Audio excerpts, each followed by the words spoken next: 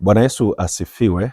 Mpendwa mwana Mungu, ninamshukuru Mungu sana kwa ajili yako, kwa namna ambavyo pia Bwana ametusaidia sana kuambatana pamoja katika wiki hii tukiendelea kumtafuta Mungu.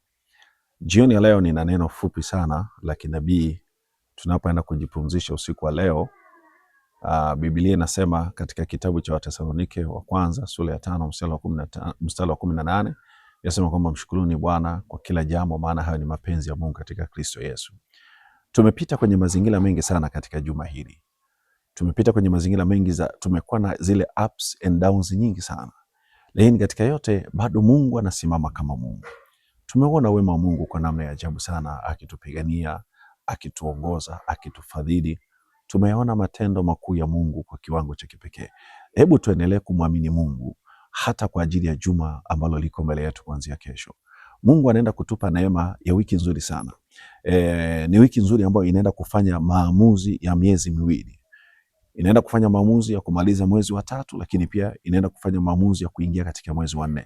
Mimi nakutakia kila laheri kwa ajili ya wiki hii nzuri sana. Mungu akakupe kushinda katika kila mahali ambapo ulitamani kushinda. Mungu akupe kushinda katika jina Yesu.